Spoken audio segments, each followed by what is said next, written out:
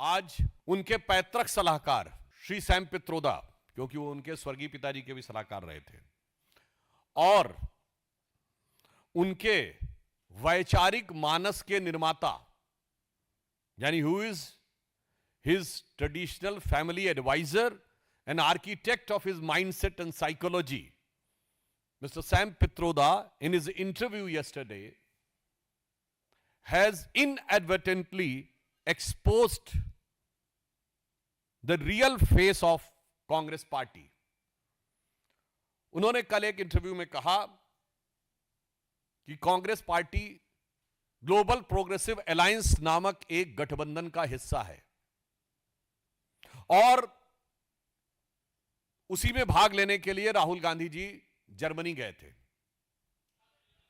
अब यह global progressive alliance एक ऐसे संगठन से जुड़ा हुआ है जो भारत विरोधी शक्तियों के साथ और भारत विरोधी बातों को स्थापित करने वाले अनेक संगठनों के नेटवर्क का हिस्सा है।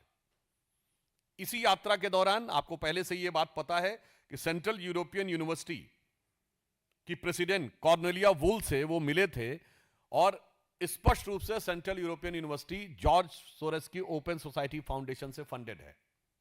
अब सैम पित्रोदा जी से जब यह पूछा जाता है कि ग्लोबल प्रोग्रेसिव अलायंस का क्या संबंध है कांग्रेस से, तो वो स्वयं रहस्योद्घाटन करते हैं कि राहुल गांधी जी उसके प्रेसिडियम हैं और सैम पित्रोदा उसके मेंबर, यानी राहुल गांधी जी उसके अध्यक्षीय समकक्ष हैं और सैम पित्रोदा उसके सदस्य हैं।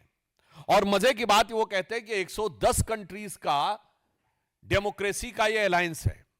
मैं सैम पित्रोदा जी और कांग्रेस के तमाम वरिष्ठ लोगों से पूछना चाहता हूं, भाई साहब 110 कंट्री दुनिया में हैं कौन से जिनमें स्थायी लोकतंत्र है? मैं पूछना चाहता हूं।